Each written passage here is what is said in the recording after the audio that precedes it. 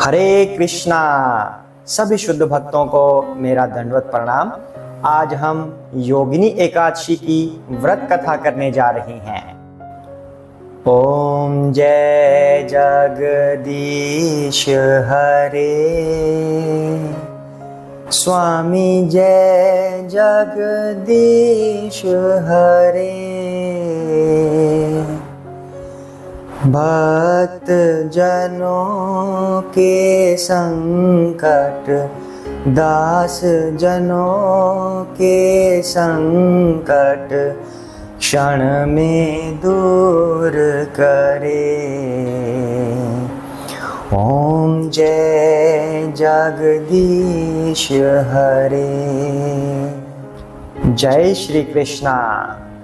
जय एकादशी मैया। आइए अब व्रत कथा की ओर बढ़ते हैं। एक बार धर्मराज युधिष्ठिर ने भगवान श्री कृष्ण से कहा कि हे भक्तवत्सल, हे त्रिलोकीनाथ, मैंने ज्येष्ठ माह के शुक्ल पक्ष की निर्जला एकादशी की कथा सुनी। अब आप कृपा करके आषाढ़ माह के कृष्ण पक्ष की एकादशी की कथा सुनाइए। इस एकादशी का नाम तथा महात्म्य क्या है, आप मुझे विस्तार पूर्वक बताएं। श्री कृष्ण ने कहा, हे पांडु पुत्र, आषाढ़ माह के कृष्ण पक्ष की एकादशी का नाम योगिनी एकादशी है। इसके व्रत से सभी पाप नष्ट हो जाते हैं। यह व्रत इस लोक में भोग तथा परलोक में मुक्ति देने वाला है। हे धर्मराज, यह एकादशी तीनों लोकों में प्रसिद्ध है। इसके व्रत से सभी पाप नष्ट हो जाते हैं। तुम्हें मैं पुराण में कही हुई कथा सुनाता हूँ, ध्यान पूर्वक श्रवण करो। अलकापुरी नामक यक्षों का एक सुंदर नगर था। इस नगर के राजा थे देवताओं के कोषाध्यक्ष और यक्षों के राजा कुबेर। उनका यह राज्य हिमालय की विशाल श्रृंखला के बीच बसा हुआ एक छोटा सा स्वर्ण जैसा लगता था। चारों ओर विशाल वृक्ष और शीतल जल से छलकते हुए झील इस नगर की शोभा बढ़ा रहे थे। वातावरण में सदैव सुगंधित वायु बहती थी। ऐसे सुंदर राज्य के राजा कुबेर शिव जी के परम भक्त थे। प्रतिदिन वे शिव की सेवा पूजा करते हैं और उनकी सेवा में सहायता करने के लिए उन्होंने हेममाली नाम के एक यक्ष माली को नियुक्त किया था। हेममाली अपने स्वामी कुबेर के लिए मानसरोवर से सुंदर पुष्पों का चयन करके लेकर आता था और पूजा सामग्री के लिए कुबेर को देता। राजा कुबेर अपने इस सेवक की सेवा निष्ठा से बड़े प्रसन्न हैं। लेकिन फिर एक दिन ऐसा हुआ कि हेममाली को अपने ही स्वामी से एक भयंकर श्राप के रूप में दंड मिला और उसका कारण था उसकी सेवा में आई हुई एक त्रुटि। हे प्रिय भक्तों, अब देखिए, निस्संदेह हेममाली एक आदर्श सेवक था, लेकिन उसकी एक कमजोरी थी और वह थी उसकी पत्नी विशालाक्षी के प्रति उसकी अत्यधिक आसक्ति। और इसी कारण से उसने जाने अनजाने में ही एक बहुत बड़ा अपराध कर दिया। अब बात यह हुई कि एक दिन प्रातः काल हेममाली अपने नित्य कर्म के अनुसार ही शिव जी के सेवा के लिए पुष्प लाने के लिए मानसरोवर की ओर चल पड़ा था। वह सभी सुगंधित सुंदर पुष्पों को लेकर भी आ गया, लेकिन जैसे ही वह घर पहुंचा तो उसने अपनी पत्नी को देखा और उसे देखकर उसके मन में विचार आया कि क्यों न थोड़ा समय मैं अपनी पत्नी के साथ ही बिता लूं।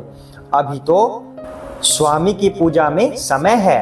तो बस यह सोचकर वह कुछ समय अपनी पत्नी के साथ ही रह गया और यह कुछ समय कब 6 घंटे का लंबा समय बन गया, इसे इस बात का ध्यान ही नहीं रहा और फिर वह हुआ जो नहीं होना चाहिए था। हेममाली की राह देखते देखते जब राजा कुबेर को दोपहर हो गई तो उसने क्रोध पूर्वक अपने सेवकों को आज्ञा दी कि तुम लोग जाकर पता लगाओ कि हेममाली अभी तक पुष्प लेकर क्यों नहीं आया। जब सेवकों ने उसका पता लगा लिया तो राजा के पास जाकर बताया, हे राजन, वह हेममाली अपनी स्त्री के साथ रमण कर रहा है।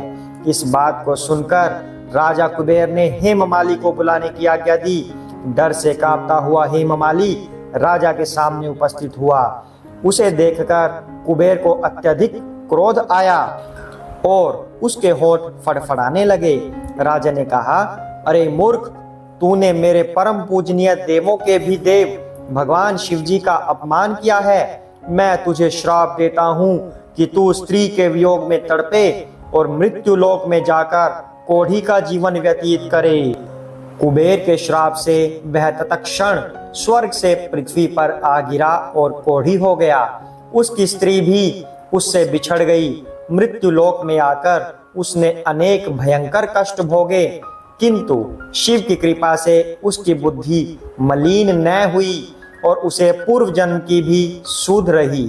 अनेक कष्टों को भोगता हुआ तथा अपने पूर्व जन्म के कुकर्मों को याद करता हुआ वह हिमालय पर्वत की तरफ चल पड़ा।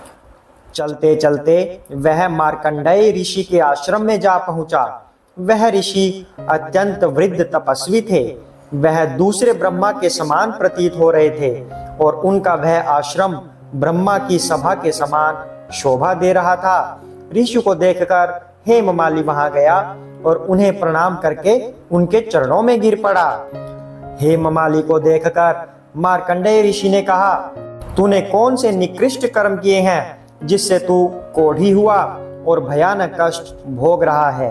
महर्षि की बात सुनकर हेममाली बोला, हे मुनिश्रेष्ठ, मैं राजा कुबेर का अनुचर था। मेरा नाम हेममाली है। मैं प्रतिदिन मानसरोवर से फूल लाकर शिव पूजा के समय कुबेर को दिया करता था। एक दिन पत्नी सहवास के सुख में फंस जाने के कारण मुझे समय का ज्ञान ही नहीं रहा और दोपहर तक पुष्प न पहुंचा सका। तब उन्होंने मुझे शाप दे दिया कि तू अपनी स्त्री का वियोग और मृत्यु लोक में जाकर कोढ़ी बनकर दुख भोग। इस कारण मैं कोढ़ी हो गया हूँ तथा पृथ्वी पर आकर भयंकर कष्ट भोग रहा हूँ। अतः कृपा करके आप कोई ऐसा उपाय बतलाएं जिससे मेरी मुक्ति हो। मार्कंडेय ऋषि ने कहा, हे हेममाली, तूने मेरे सम्मुख सत्य वचन कहे हैं, इसलिए मैं तेरे उद्धार के लिए एक व्रत बताता हूँ। यदि तू आषाढ़ माह के कृष्ण पक्ष की योगिनी नामक एकादशी का विधान पूर्वक व्रत करेगा तो तेरे सभी पाप नष्ट हो जाएंगे। महर्षि के वचन सुन हेममाली अति प्रसन्न हुआ और उनके वचनों के अनुसार योगिनी एकादशी का विधान पूर्वक व्रत करने लगा। इस व्रत के प्रभाव से अपने पुराने स्वरूप में वह आ गया और अपनी स्त्री के साथ सुखपूर्वक रहने लगा। हरे कृष्णा। भगवान श्री कृष्ण ने कहा, हे राजन, इस योगिनी एकादशी की कथा का फल 88,000 ब्राह्मणों को भोजन कराने के बराबर है। इसके व्रत से सभी पाप नष्ट हो जाते हैं और अंत में मोक्ष प्राप्त करके प्राणी स्वर्ग का अधिकारी बनता है। फलाहार, इस दिन मिश्री का सागार लेना चाहिए। हरे कृष्णा। आशा करते हैं आपको यह एकादशी की व्रत कथा पसंद आई होगी। अगर आपको यह कथा पसंद आई है तो हमारे चैनल को सब्सक्राइब कीजिए और इस तरह की व्रत कथा का आनंद लेते रहिए। चैनल पर इस तरह की व्रत कथाएं आती रहेंगी। साथ में भगवत गीता का श्रवण भी आप कर सकेंगे। हरे कृष्णा।